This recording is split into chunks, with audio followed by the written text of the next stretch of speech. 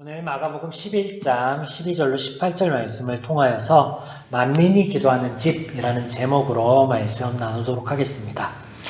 예루살렘으로 들어가신 예수님께서는 곧장 성전으로 향하십니다. 그리고 그것을 보신 후에 3km 정도 떨어진 베다니에 가셔서 하루를 유숙하신 후에 다시 아침 일찍 일어나 예루살렘 성전을 향하십니다.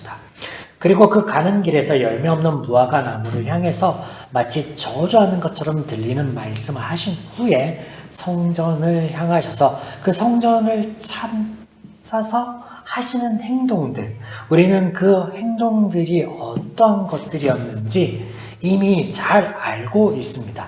자, 오늘 이 이야기에서 왜 우리는 이러한 예수님의 행동이 무화과 나무를 마치 저주하는 듯하고 또 호전적인 사람인 것처럼 들어가서 매매하는 자들과 환전하는 자들 그 모두를 내어쫓고 막 이렇게 화내시는 듯 말씀하시는 것, 그것이 왜 우리에게 복된 소식인지 나누도록 할 텐데, 나누기 전에 배경을 몇 가지 먼저 살펴볼 필요가 있어서 좀 보겠습니다. 지금 예수님이 향하신 성전은, 이 당시의 성전은요, 솔로몬 때 지어졌던 성전이 아닙니다. 무너진 성전을 헤롯 왕이 다시 건축하였고, 헤롯이 건축한 이 성전은요, 기존에 있던 성전보다, 이 건축물보다 더 많은 구역으로 넓혀져서 지어졌습니다. 그래서 이 성전구역을 좀 살펴보면요, 가장 바깥쪽에는 이방인의 뜰이 있었고, 이 이방인의 뜰에는 이방인들이 들어올 수 있는 장소였고요, 그 다음은 여인들의 뜰이 있어서 여기는 이스라엘의 남녀 누구나 이용할 수 있는 곳이었고, 더 안으로 들어가면 이제 여자들은 들어오지 못해요. 남자들만 들어오는 이스라엘 사람들의 뜰이 따로 있었고, 조금 더 안으로 들어오면 이 성전의 중심이 되는 성전과 성소와 지성소가 있는, 그리고 제사를 지내는 제사장의 뜰이 있습니다. 지금 예수님께서 이 몇몇 일들을 지금 행하시는 그 장소는 어디냐면 이방인의 뜰입니다. 그리고 기존 성전보다 더 넓혀진 많은 사람들이 들어올 수 있는 그 장소에 지금 계십니다. 자, 본문을 보겠습니다. 15절. 그들이 예루살렘에 들어가니라. 예수께서 성전에 들어가서 성전에서 매매하는 자들을 내쫓으시며 돈 바꾸는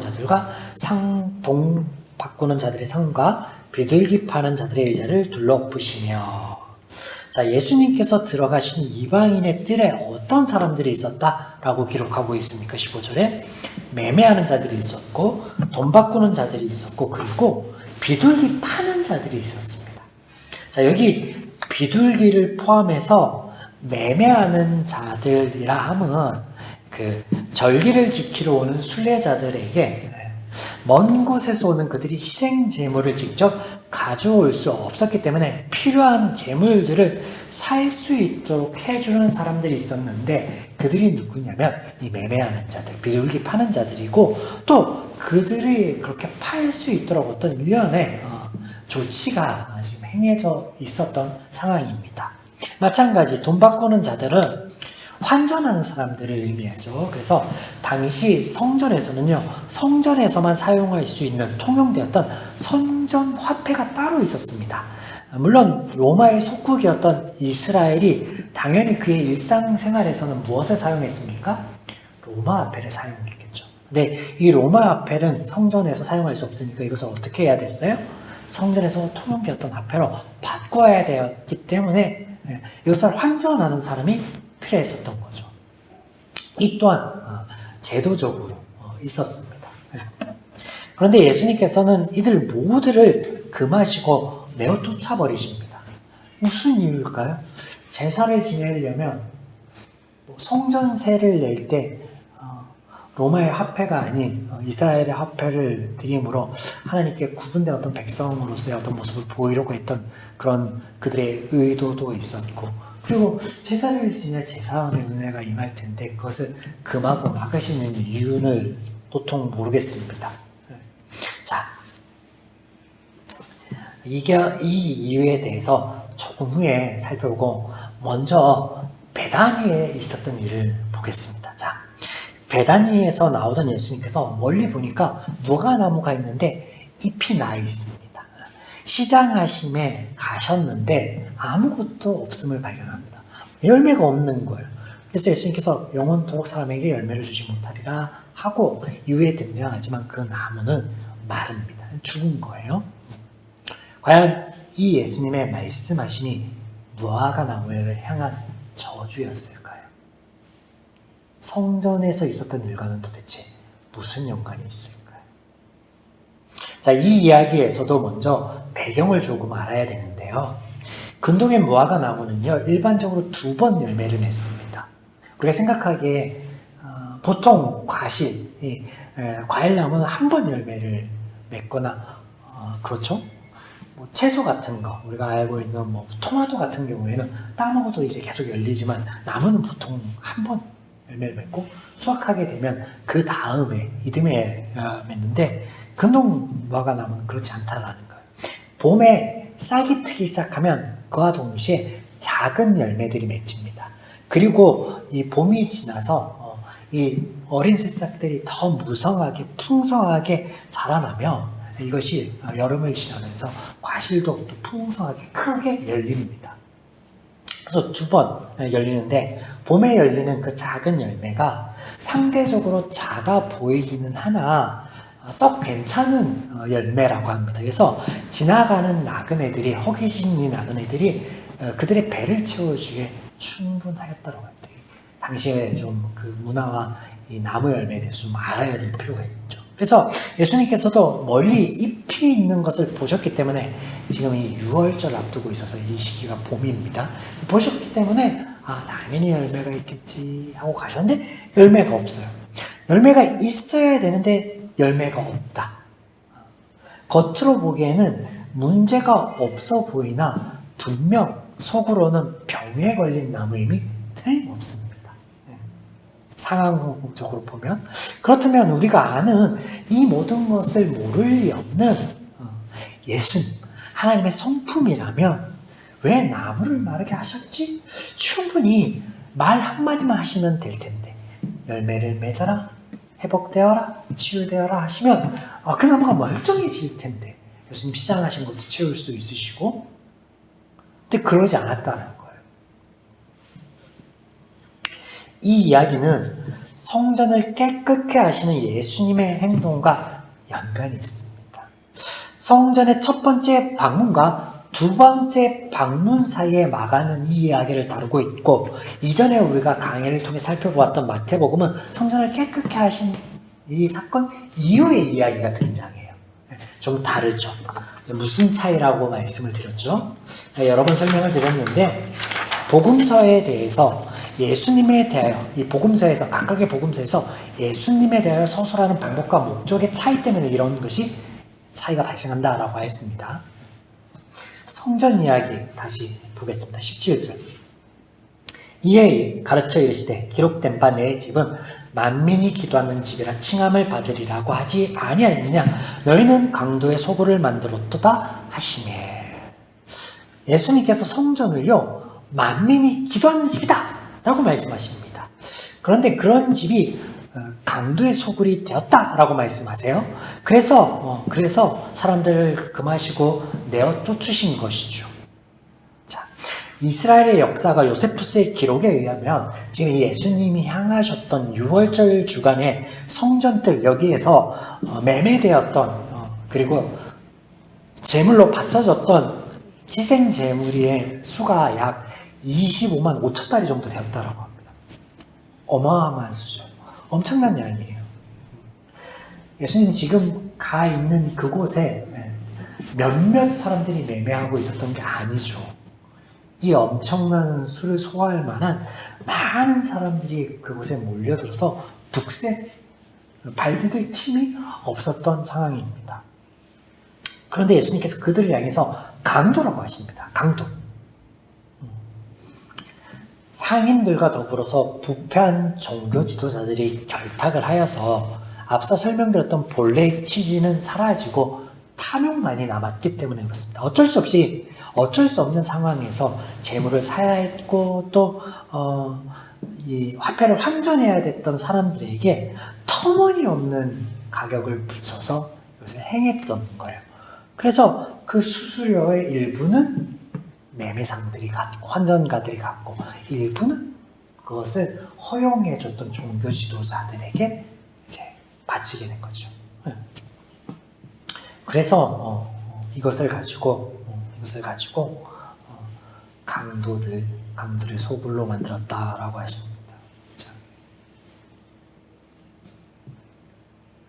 결국 그리고 또 그런 사람들이 많아서 발들 틈이 없을 정도로 아주 혼잡했을 것이다 라고 말씀을 드렸는데 이것은 결국요 이 이방인들의 뜰에서 행해졌단 말이에요. 그러면 이방인들이 하나님의 성전에 와서 충분히 그 성전에서 무언가를 얻어야 하는 그 본질적인 것은 사라지고 매매의 장소, 즉 강도의 소굴로 되었다라고 말씀하시는데 그러면 그들이 무엇을 그곳에서 누릴 수 있고 무엇을 얻을 수 있습니까? 하나님의 임재 앞에 나올 수 있는 장소였는데 그것이 없어져 버렸다. 하나님의 임재의 장소에 부재를 의미합니다. 예수님의 말씀은요, 이사야서 56장의 말씀을 인용한 것인데 그 말씀 중에 일부를 제가 좀 읽어드릴게요. 7절과 8절입니다. 내가 곧 그들을 나의 성산으로 인도하여 기도하는 내 집에서 그들을 기쁘게 할 것이며 그들의 번제와 희생을 나의 제단에서 기꺼이 받게 되리니 이는 내 집은 만민이 기도하는 집이라 일컬음이 될 것입니다. 이스라엘의 쫓겨난 자들을 모으시는 주 여호와가 말하노니 내가 이미 모든 백성 외에 또 모아 그에게 속하게 하리라 하셨느니라. 자, 이사야서 55장에서부터 이어지는 이 말씀의 핵심은 무엇이냐면 구원이 이스라엘만의 전유물이 아닌 모든 사람들에게 열려 있다라는 거예요. 내가 이미 이스라엘을 불렀고 모았지만 이방인들도 불러 모을 것이다 라고 말씀하시는 거예요. 그래서 구원이 모든 이들에게 열려있다라고 말씀하시는데 여기에 구원에 대해서 말씀하시면서 언급한 게 기도라는 것을 언급하시거든요. 기도하는 집이다 라고. 그러면 도대체 이 기도는 무엇이며 언제부터 등장한 것일까요? 성경에 언제부터 시작된 것일까요? 내용이 깁니다. 오늘 좀 제가 빠르게 설명할 테니까 잘 들어주시기 바랍니다. 히브리 원어의 테필라라는 이 기도의 용어가 성경에 처음으로 사용되고 등장한 것은 열왕기상 8장입니다. 하나님께서 원치 않으셨던 성전을 다윗으로부터 시작하여서 솔로몬이 짓는데 하나님께서는 이것을 허용하십니다. 왜냐하면 죄인들인 그들은 하나님의 마음과 뜻과 무관하게 그것을 할 것이기 때문에 그렇습니다. 말려도 소용없습니다. 그들은 성전을 지을 거예요. 그래서 하나님께서 허용하시면서 다만 이것을 선용하시기 위해서 하나님과 하나님의 말씀을 알리시기 위해서 이것을 사용하실 텐데 솔로몬의 성전 이야기에 진행되는 과정에서 보시면 열왕기상 서두에서 정작 하나님께서는요 성전에 대한 이야기는 단 한 번도 언급하지 않습니다. 다만 솔로몬에게 찾아와서 여러 번 하시는 말씀이 뭐냐면 오직 한 가지예요. 말씀을 가까이 해라, 말씀을 묵상하라, 말씀을 지켜라. 이 말씀은 계속 강조하고 하십니다. 성전에 대한 언급은 일절하지 않습니다. 다만 성전에 대한 언급이 언제 하냐면 성전이 완공이 되고 솔로몬이 자신의 소견에 오른 대로 말을 하면서 그 말하는 도중에 이 기도라는 테필라는 단어가 성경에 처음 등장합니다. 골자는 우리가 죄를 지었을 때 용서하여 주시옵소서. 잘못이 있더라도 이 성전을 향하여 혹은 성전 안으로 와서 하나님께 구하면 간구하면 용서하여 주시고 회복하여 주소서라고 하는 이 솔로몬의 말에서 등장합니다. 하나님 말씀하시면 이 기도란 말이 등장하지 않아요.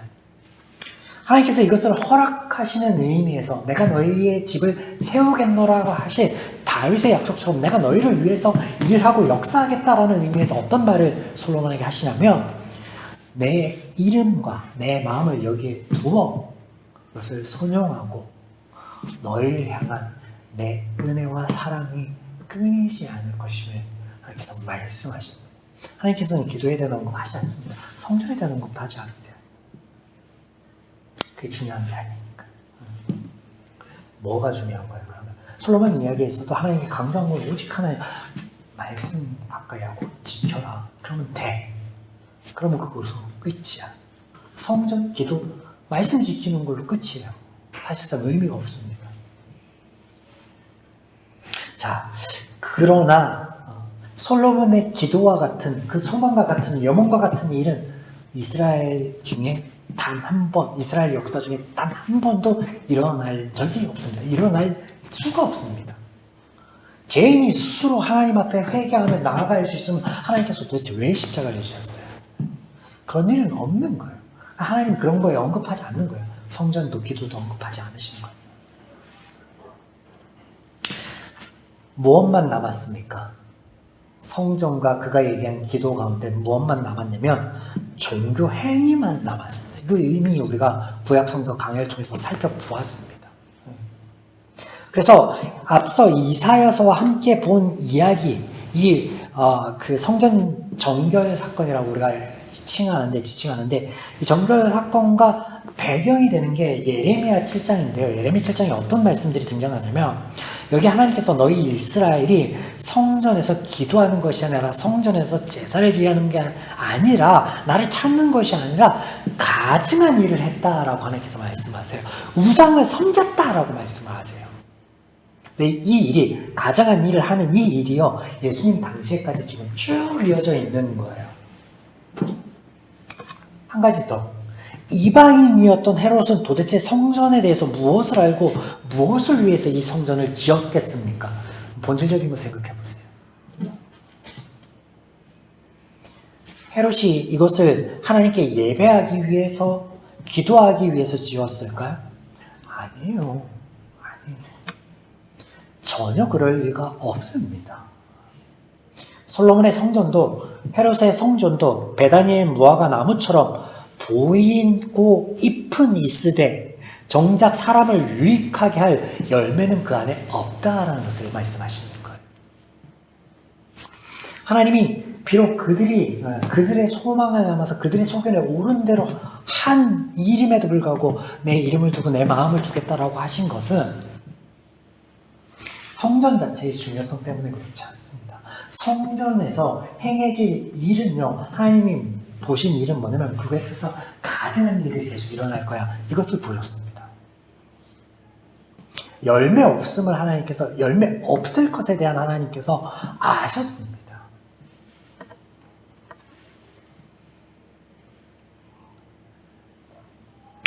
그 하나님의 예언의 말씀처럼 지금 강도의 소굴이 된 하나님의 전을 향해서, 하나님의 전이라는 표현 좀 그렇죠. 하나님의 전이 아니지, 헤롯이었어요. 성전을 향해서, 템플을 향해서 하나님께서, 예수님께서 잎은 무성하고 뭔가 있음직하나 그 안에 사람을 유익할 그 어떤 것도, 어떤 선한 것도 없음을 아시고 흩어버리십니다. 그래서 은혜죠. 그래서 그렇습니다. 은혜입니다. 에덴 동산에서 죄인이 되어서 하나님의 마음과 달라진 사람들이 나가는 게 은혜였고요. 은혜입니다. 은혜. 이것이 은혜였어요. 예수님께서는 지금 이것을 말씀하시는 거예요. 이것을 무화과 나무의 어떤 그 사건과 통해서 마가는 이 예수님에 대해서 말씀하시는데, 그렇다면 예수님께서 나무가 마르게 하신 것과 성전을 깨끗게 하신 것이 왜 복음입니까? 왜 은혜입니까? 그들에게나 우리에게. 사람의 생명을 위해 열매를 내는 일, 죄의 문제를 해결하고 하나님의 임재 앞에 나와 그 은혜를 누리게 할 수 있는 일, 이 모든 것이 하나님의 은혜로 예수의 역사로 되실 일임을 말씀하시는 거예요. 그래서 복음입니다. 예수님께서는 이것을 위하여 예루살렘을 향하셨고 예루살렘을 향하여서 제일 먼저 성전으로 향하십니다. 또한 이전에 십자가 사역에 대하여 말씀하십니다. 당신께서 온전한 제물이 되어서 너희를 유익하게 할 텐데 지금 쓸데없는, 유익하게 하는 것이 아니라 강도의 소굴이 되어서 누군가의 고열을 빨아먹는 이 일을 금하게 하시는 거예요. 쓸모없는 일이니까. 정작 필요한 일은 누가? 하나님이신 예수님께서 하시겠다라는 선포를 하시는 거예요. 사랑하는 여러분, 우리가 예배에 앞서서 기도하는 이유, 식전에 기도하는 이유, 성도들의 모임 앞에 기도하는 이유, 이 모든 이유가 여기에 있습니다. 하나님의 은혜의 역사를 소망하고 구하는 거예요. 사람의 유익과 사람의 가치관과 마음 안에서 뭔가를 도모하는 것이 아니라 하나님의 것을 구하는 거예요. 찾는 거예요. 그리고 우리의 연약함을 내려놓게 하는 거예요. 하나님이 사람을 유익하지 못하게 하는 것들을 흩어놓으시며 그 일을 내가 하겠다라고 선포하신 것 같이 기도에는 그런 의미가 있습니다. 또한 이때 우리 마음과 생각 안에 자리 잡고 있는 죄가 무너지고 하나님의 말씀으로 성령의 역사로 채워지는 일들이 있을진데 우리 이것을 소망해야겠습니다. 상일들과 돈 바꾸는 자들이 돈이 목적이 되어서 이방인이 하나님을 만날 기회를 아사 갔던 그곳, 그 모든 것을 갈아엎었던 것, 이 하나님의 은혜의 역사가 우리의 그런 기도와 간절한 바람 안에서, 우리의 소망 안에서 이루어진다는 것입니다. 또한 이것을 우리가 말씀 안에서 붙들고 기도하며 삶 가운데 나아가 누릴 수 있는 저와 여러분이 길 주님의 축원드립니다.